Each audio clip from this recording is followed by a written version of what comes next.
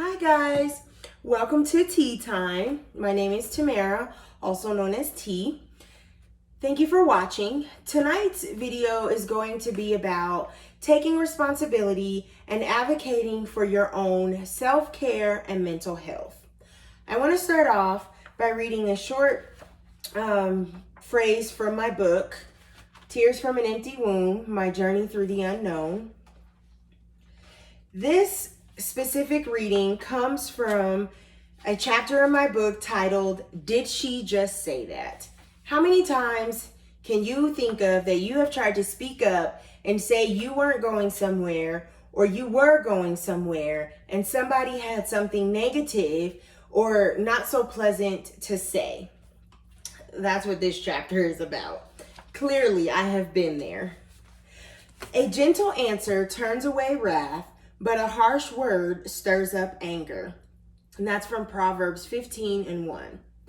Sometimes people mean well with their opinions and input, and sometimes their concerns are legitimate and usually come from a place of love. I have learned that when you know where those opinions come from, whether you agree or not, they should be considered. Ultimately, the decision is mine to make. If my decision becomes a lesson, if they love me for real, they will be there to help make the landing a little softer should I fall. People mean well for the most part. I don't think everyone means well, but the majority of the time, people mean well. They don't know what to say, and rather than just being honest and saying, I don't know what to say, they create some fancy phrase or quote a famous line they've read somewhere. This next part is a poem also written by myself entitled Overwhelmed. Sometimes I sit and want to cry. You may not understand, but I wish you knew why. I get this feeling I can't explain. A simple thought or action caused me so much pain. I wish you knew how I really felt.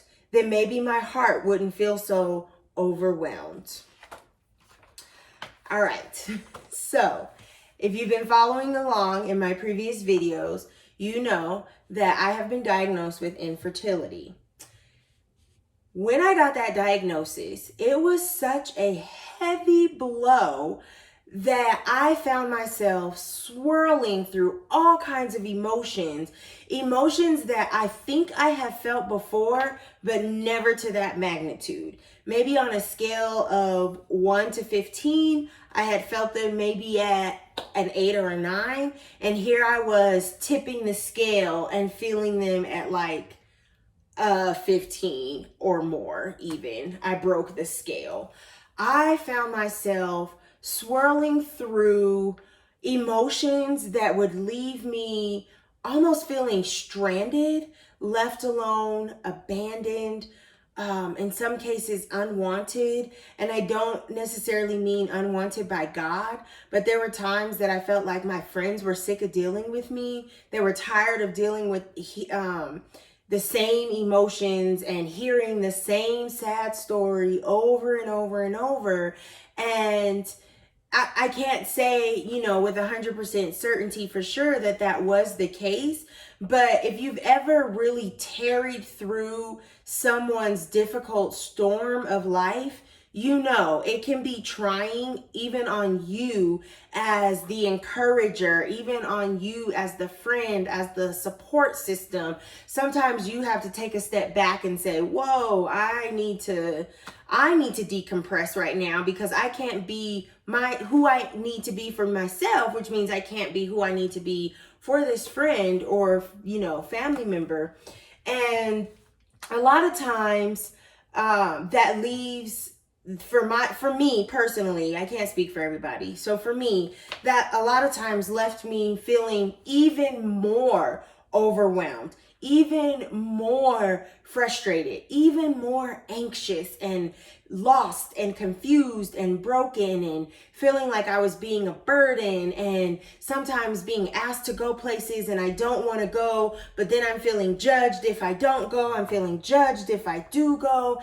And that is something that I felt a lot when it came to the family functions as well as the church gatherings and functions. Even a typical Sunday service was difficult for me because I felt like I had to portray that I was okay when deep down inside I knew I wasn't. When deep down inside I was hurting, I was broken, I was feeling so alone and so unhelpful and unuseful and unwanted and unwhatever. I just felt like I couldn't fulfill this role that I was expected to fill.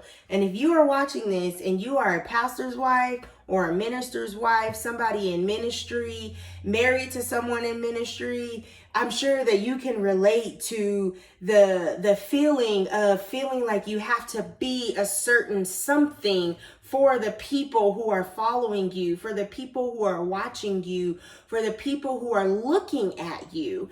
And that in itself became the biggest piece of feeling so overwhelmed, just overrun with emotions, flooded by the rivers that are flowing my direction uncontrollably in this like flash flood feeling. And finally, I had to say, you know what? I'm done. I'm not doing this. I'm not going to keep putting myself through this. So, and I often felt that before it became such an overwhelming thing. It first began with baby showers and birthday parties for the little kids, like 1 year, 2 year, 3 years, sometimes even up to 5 years old. It became an emotional tug and an emotional struggle to try and bring myself to go to this baby shower, because I felt like if I don't go, she's going to think I don't love her enough, or I don't love her anymore, or, you know, I'm letting my situation overpower my feelings for her. And you know what? That may be the case tonight. Is it the case every time? Is it the case from here on out forever? No. But right now, I had to say, I matter. My emotions matter. And I am done. I'm done putting myself in situations where the entire time I'm uncomfortable, I'm exhausted, because it's this constant mental battle of trying to look like I'm happy when deep down everything in me just wants to run away and burst into tears. So finally I said, you know what? I'm done. And for a while I would still purchase, you know, this big box, especially when it was your firstborn or your first girl or first boy. I'd purchase this big box and or basket, and I'd fill it with all sorts of baby items, things for mom, things that baby might need, you know, from toys and diapers and things like lotions and perfumes for mom so that she knows she's not forgotten. But the entire time I was feeling forgotten. The entire time I was wondering, does anybody know how difficult it is for me to sit here right now? Does anybody know what a struggle this is to play this game right now, or to sit and watch her open presents? Does anybody remember me while I'm going out of my way to remember mom and to, you know, put this gorgeous basket in? Don't get me wrong, the basket was definitely made in love and every single item was purchased and given in love. But at the same time, I was like, does somebody love me enough to fill my emotional basket? To come and say, hey, are you doing okay? To come and say, hey, I know this was hard, but I'm so glad you're here. And so then finally I just said, you know what? I'm done. I'm not doing this anymore. I'm not doing it. So I quit going, but I'd still purchase the baskets and fill them up with everything I could think of and everything that, you know, I can imagine that I could afford. And after a while, the basket started getting smaller because it just became too much to go into the baby section. It became too much to pull up the registry because it was a reminder that someone's not shopping for my baby shower, that I'm not going in the diaper aisle to purchase a box of diapers for my child, that I'm not purchasing, you know, bottles for my child, that I'm not doing these things for my child, and no one else is either, because my child is not here yet.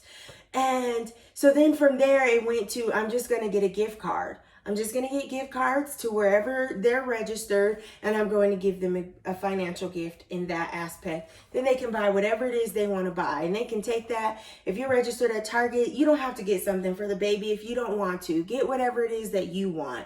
And that still allowed me to feel like I was contributing without putting myself physically in the baby section, because I was realizing that this is too much for me, that Tamara cannot handle this today, that I can't bear to watch somebody open another present right now, and that's okay. And I began to realize that if you truly are my friend, just like I read, you'll be there to soften the blow. If you truly are my friend and you truly do love me and you truly do have my best interest at heart, like you tell me any other day, you will be perfectly fine if I don't go to the baby shower. And you know without a doubt that that does not mean I love you or like you or care about you any less than I would any other time or any other event. So it really took me being okay with myself enough to say, it's okay to say no to this. It's okay to tell her I'm not going. And as time went on and as all of my testing and things went on and the diagnosis kind of got a little bit worse, I found myself again swirling in these emotions of trying to keep up this image, so to speak, and to let people know, like, I am hurting, but I'm okay. When in reality, I am hurting and I'm not okay. And I began to really understand that if someone really truly loves me, they will be okay if I say no a few times. There is nothing wrong with me saying I'm not coming to that right now, or I can't handle that right now. And even in that, there's nothing wrong in saying I need this right now. So one thing, a plan that I have developed over, the last year or so is when I know that I have a difficult doctor's appointment coming up, I will say, and doctor's appointments are a little bit easier to plan for than something like work, because at work, you don't wake up on Monday and say, today's going to be tough, majority of the time. I mean, sometimes we know we might have a meeting or a phone call, or in my case, I might be working with a student that presents to be quite a bit of a challenge. So I can kind of mentally prepare in that aspect, that it might be a mental day. And just like in that, I take steps. I say, okay, I'm going to allow myself to sleep in a little bit longer. I'm not going to get up and work out because I know today is going to be difficult. Or you know what? Yesterday was difficult. So today I'm going to allow myself to sleep in a little bit. Or for instance, one day, this past school year, I had a really rough day at one of the schools that I was supporting and working in. And it was such a bad day that I'm pretty sure I came home and cried myself to sleep. I felt so unworthy. I felt like I suck at my job. It was just awful. And the next morning I got up and I said, I'm having ice cream for breakfast. That way I can guarantee something good came out of this day. So I took the ice cream out, I made myself a cup of coffee, and I blended myself together like a coffee shake with the ice cream. And I said, because I had a cup of coffee and I had some ice cream, today's gonna be a good day. At least one thing good that I really enjoyed happened today. And that's okay. How many people agree that ice cream is a nutritious breakfast? I mean, besides me, not too many people are going to say that ice cream is an okay breakfast. But you know what? I'm okay with that. It wasn't you eating the ice cream. It wasn't you who had the bad day. It was me. And it was my self-care to take care of myself. And you know what? I went to work the next day, or that same day, and I actually had a good day. And I told one of the students that I was working with, I told her I had a bad day yesterday, but you know what? I made sure today was a good day. And you know how I did that? And she asked me how. And I said, I had ice cream for breakfast, so I know it's going to be a good day. And she just laughed, and I laughed and just had a good time. And I had to even get to that point. That was work. But even with church, I had to say, you know what? I'm not going to that picnic today. I'm not going to that service today. I'm not required to be there. I'm not going. And that's okay. It doesn't make me any less of an effective pastor's wife, leader. It doesn't make me any less of a Christian. It doesn't make me any less of a person, because today I said no.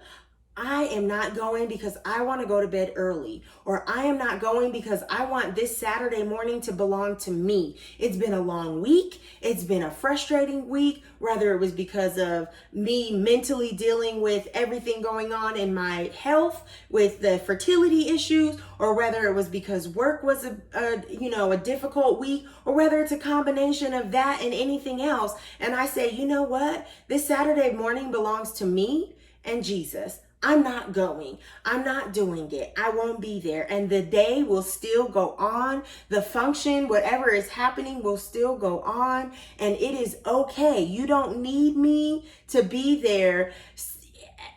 Even in that, though, I want to be careful to say, especially when it comes to being in church or being with your friends, sometimes you also have to recognize and take responsibility and advocate for yourself, to yourself, and say, you know what? I do need to be in this service today. I do recognize that it's Jesus that I need, and so that's where I'm going to go. Or I do recognize that laughing with my friends will make me feel better, will uplift me. So I am going to go to the movie with my best friend, or I am going to go to lunch with my, group of coworkers, or I am going to go out after work today. And I'm going to allow myself, just like I allow myself to feel those pains of discouragement and despair, I'm going to allow myself to feel the happiness and the joy of being around the people that I love, the happiness and joy and the relief that I feel about being at church, or,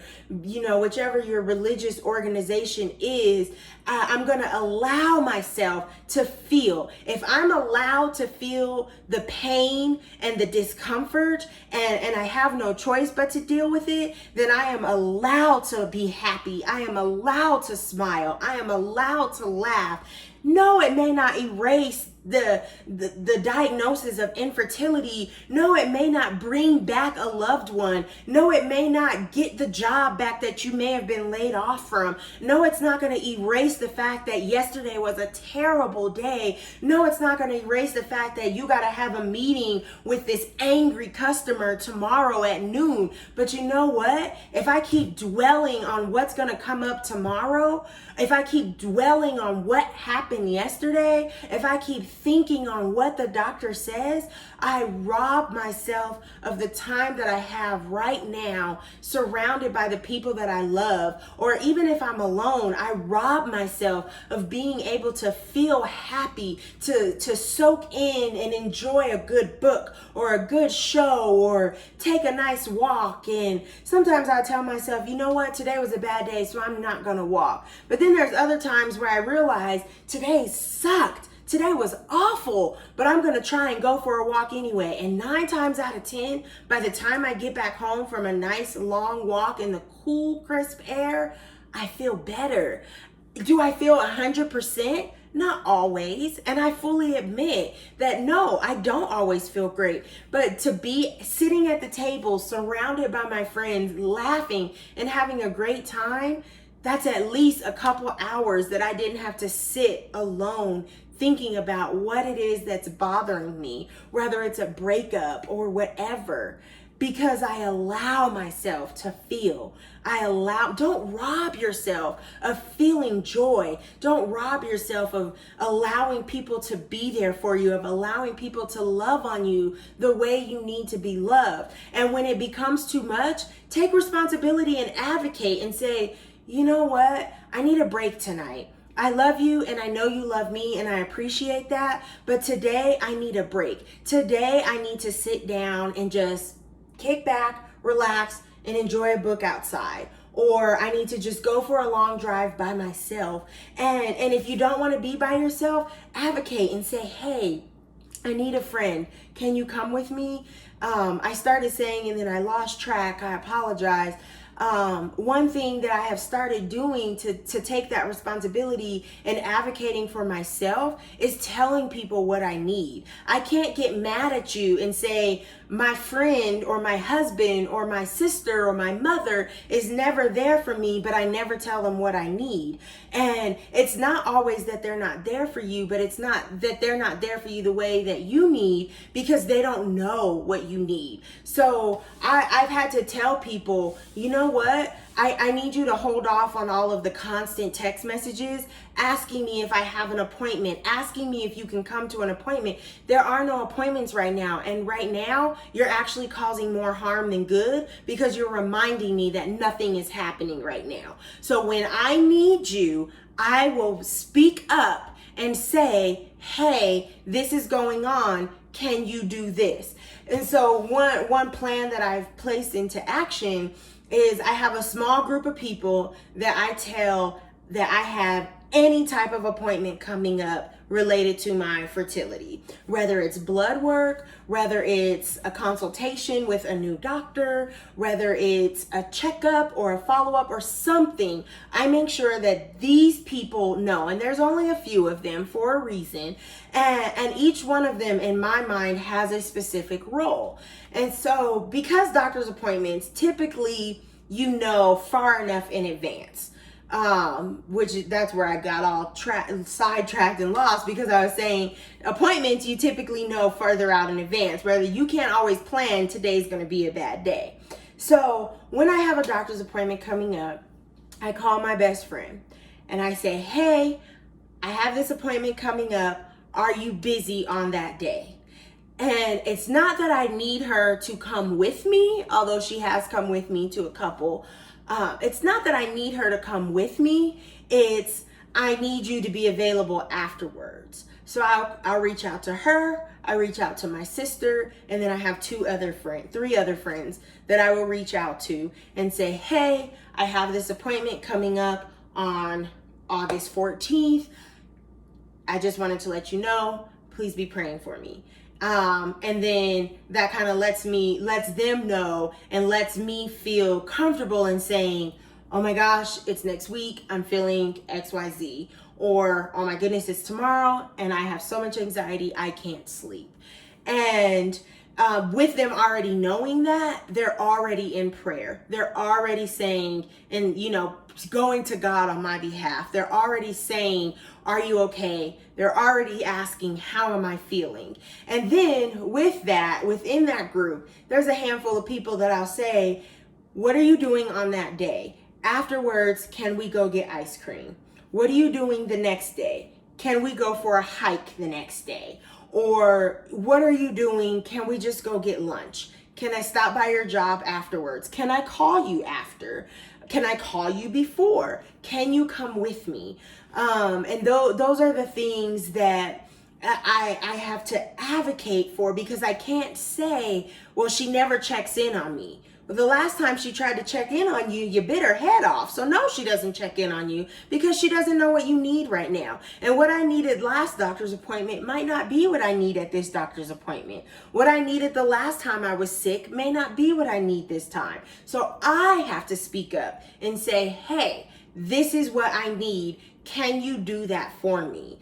And once I do that, I find myself feeling so much more relieved.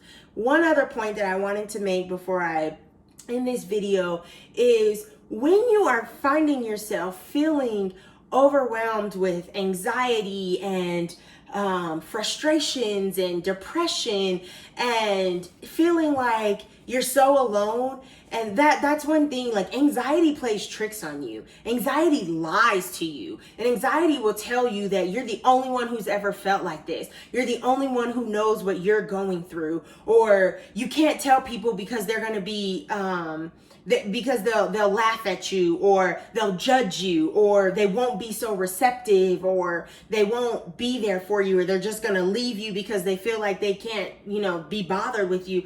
And that's not the truth. That is such a lie. That is such a lie. Anxiety is lying to you. Don't ever listen. When you're having an anxiety attack or even feeling like you're close to an anxiety attack, literally, listen to me. Don't listen to it. Do not listen. Do the opposite. Do the opposite. For so long, I felt like I couldn't tell my husband that I was struggling so deeply with anxiety. Like, I think he knew that I was struggling with some anxiety, but I don't think he knew that it was to the extent that it was. And then when I finally broke down and just had enough and said, this is what's going on, this is how I'm feeling, these are the symptoms, because anxiety does come with symptoms, and you can be so anxious that you'll almost feel like you're having a heart attack. Anxiety can be that bad. But once I told him, it didn't take the anxiety away, but I felt so much better. I felt so much lighter, because in that anxiety storm, I was also finding myself trying to hide it, which was only adding to the problem, only adding to the frustration, only adding to this overwhelming feeling. So now when I'm feeling really anxious, I don't always tell him, but when it gets to a point that I feel like I'm about to burst and I can't take it anymore, I'll just go and tell him, and I'll sit next to him and I say, babe, I'm feeling so anxious right now. Or sometimes I'll call a friend or text a friend and say, I'm feeling so anxious and I don't know what's wrong. I don't know what's wrong. I don't know how to fix it because I don't know what's wrong. And now, like, once I opened up about it to people, it became so much easier to deal with because I'm no longer hiding it. I don't have to try and fight through this anxiety and then also try and hide it at the same time, which is just two things clashing at each other like this. And meanwhile, I'm trying to like push my way through. And in the end, it's exhausting. It's mentally and it becomes physically exhausting. So with that being said, I'm going to go ahead and end this video. Thank you for watching. Remember that your self-care, your healing is your responsibility. Know that you're not alone. Your story might not be my story, and my story might not be your story, but at the end of the day, I know what it feels like to hurt. I know what it feels like to feel like I'll never be happy again. I know what it feels like to know or to feel like I can never go on, to feel like no one cares, to feel like no one understands. But at the end of the day, regardless of why you're hurting, hurt is hurt, and that's something that we've all felt. That's something that we all can relate to one way or another, regardless of how we got there.